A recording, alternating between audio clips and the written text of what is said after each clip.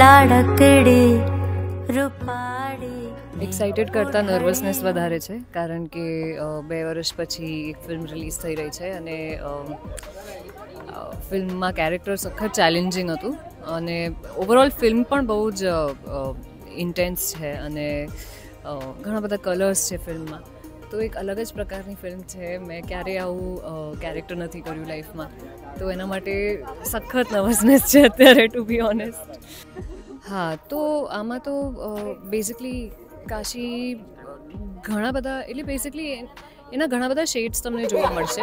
એ પ્રોસ્ટિટ્યૂટ પણ છે અને એક માં પણ છે અને બીજા બી ઘણા બધા રોલ્સ છે જે હમણાં હું ડિસ્ક્લોઝ નહીં કરી શકું, પણ એ તમે ફિલ્મ જોશો તો તમને વધારે ખબર પડશે.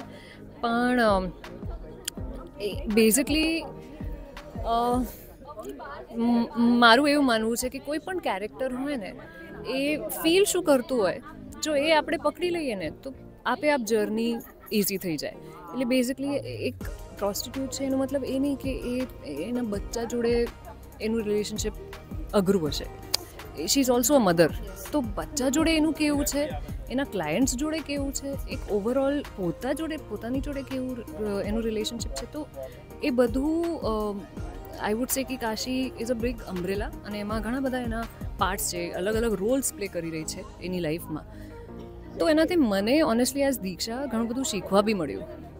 તો એ મારા માટે બહુ નવી પ્રોસેસ હતી અને એમાં ધ્રુવે બહુ હેલ્પ કરી, એમાં જયેશભાઈએ બહુ હેલ્પ કરી, કારણ કે તમને તમારું કેરેક્ટર સામેવાળાથી મળે છે. તો મારા કો એક્ટર્સ જયેશભાઈ હોય કે શ્રુહદ હોય કે સૌરભ હોય કે પ્રીતિબેન હોય, એ બધાના કારણે મને મારું કેરેક્ટર મળ્યું. બેંગોલી લેંગ્વેજ માટે અમારી પાસે ડાયલેક્ટ કોચ હતી અપરજિતા કરીને, એને મને ખાસી હેલ્પ કરી છે.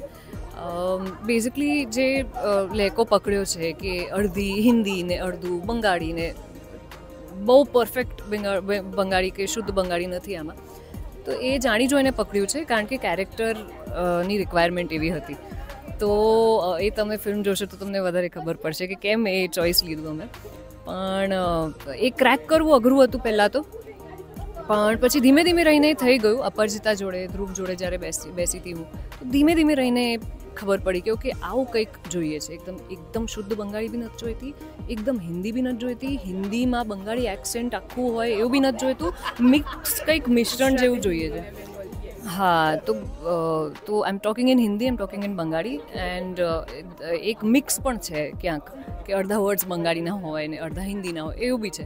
તો એ જાણી જોઈને એ ચોઈસ અમે લીધી હતી. તો અને લાસ્ટ ક્વેશ્ચન કે દીક્ષા જોશીના ફેન્સ માટે આ મૂવી માટે શું ખાસ છે કે દર્શકોએ કાશી રાઘવ જોવું જ જોઈએ? એક પ્રયત્ન છે, એક કંઈક અલગ કરવાનો પ્રયત્ન અને હાર્ડવર્ક છે.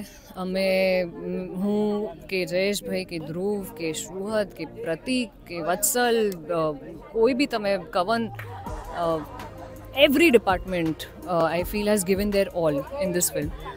એન્ડ જ્યારે અમે શૂટ કરતા હતા ત્યારે અમને કોઈ જ આઈડિયા નહોતું કે આ ફિલ્મ આવી બનશે. અને જ્યારે અત્યારે જોઈ રહ્યા છીએ, even we are very very happy, very surprised, and in a very good way we are surprised and happy કે આટલું સરસ બહાર નીકળી રહ્યું છે. બીજી વાત એ કે હું યુનિવર્સમાં બહુ બિલીવ કરું છું, ભગવાનમાં બહુ જ માનું છું, અને અમે ફિલ્મની શરૂઆત કરી હતી કાશીથી. ત્યાં बनारसથી शूट शुरू करेलू, तो आई एम वेरी होपफुल कि वहाँ से शुरू हुआ है तो कुछ बहुत सुंदर अंत होगा इसका. Thank you.